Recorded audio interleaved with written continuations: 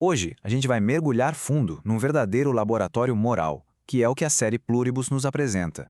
Essa é a pergunta que ecoa, uma pergunta pesada, né? E é exatamente em torno dessa única e paralisante escolha enfrentada pela protagonista Carol que toda a série se desenrola.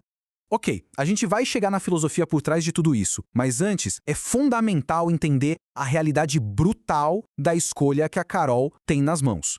886 milhões. É um número que choca, né?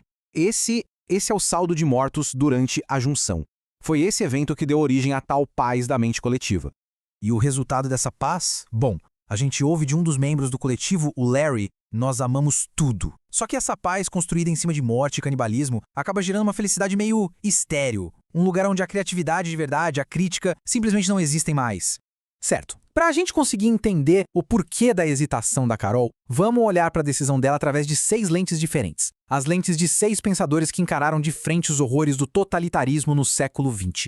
São eles: Erich Vogelin, da Alemanha, Stanislaw Witkiewicz, o Witkassi, e Czesław Miłosz, ambos da Polônia.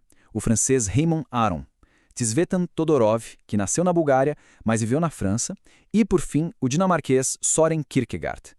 Cada um deles vai nos dar um mapa único para a gente navegar nesse abismo que a Carol está encarando. Beleza, mas como é que essas ferramentas filosóficas nos ajudam a dissecar a escolha da Carol? Bom, vamos começar com um conceito chamado metaxe. O filósofo Eric Voegelin usa essa palavra metaxe para descrever a tensão constante que a gente vive, sabe? Entre o finito e o infinito, o tempo e a eternidade. Para ele, uma consciência humana saudável é justamente a que vive nessa incerteza, que resiste à tentação de ter respostas absolutas para tudo. É exatamente isso que a mente coletiva da série tenta apagar. E aí o Vogelin diria o seguinte: o totalitarismo, ele basicamente constrói uma segunda realidade. Uma realidade artificial, sabe? Perfeita, previsível, para fugir da bagunça e do mistério da realidade de verdade. E a Carol, no momento em que ela para, o que ela está fazendo é se recusar a impor mais uma dessas realidades fabricadas no mundo.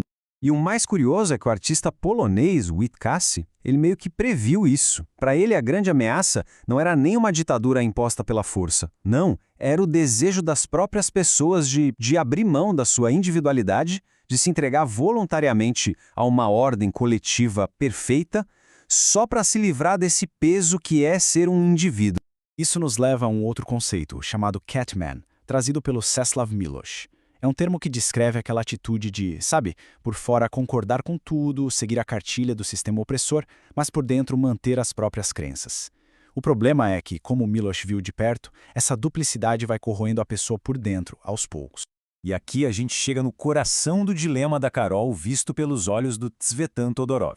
Ele fala da ética do cuidado versus a moralidade abstrata. A moralidade abstrata é aquela que fala em bem maior e que permite sacrificar pessoas em nome dessas ideias. Já a ética do cuidado foca na pessoa real, de carne e osso, que está bem na sua frente. E é essa a escolha da Carol. Ela escolhe a pessoa em vez da ideia abstrata. O Todorov também nos alerta sobre como o mal acontece. Ele diz que as maiores atrocidades não vêm de monstros, mas de gente comum, através de alguns mecanismos. A pessoa fragmenta a responsabilidade, desindividualiza as vítimas, idealiza o objetivo e, por fim, o horror vira rotina. A Carol, com a sua atitude, se recusa a entrar nesse jogo. Isso tudo levanta uma outra questão. De onde vem a nossa ansiedade mais profunda? O existencialista dinamarquês Søren Kierkegaard tinha uma resposta bem radical para isso. A angústia é a vertigem da liberdade. O que o Kierkegaard está dizendo aqui é que o nosso maior medo não é o de não ter poder. É o contrário. É a tontura que vem da consciência da nossa liberdade absoluta de escolher. A escolha da Carol, então, não é um fardo. É, na verdade, a expressão máxima da liberdade dela. Certo. Então, como é que a gente junta todas essas peças? Como essas diferentes perspectivas nos ajudam a entender a escolha, quase impossível, da Carol? Olha que interessante esse resumo. Para cada pensador, a escolha da Carol tem um significado. Para o Vogelin, é recusar um paraíso forçado. Para o Todorov, é o triunfo da pessoa sobre a ideia. E para o Kierkegaard, é o ato de autenticidade que define quem ela é. Cada olhar revela uma camada nova. Então, o que essa escolha nos mostra? Que ter o poder de destruir não dá o direito de destruir.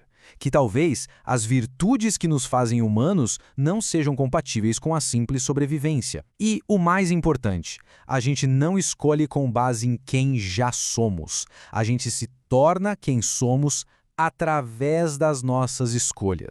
E é com essa pergunta que a série nos deixa. Uma pergunta que vai muito além da ficção e que, no fundo, reflete as escolhas que todos nós enfrentamos, de um jeito ou de outro.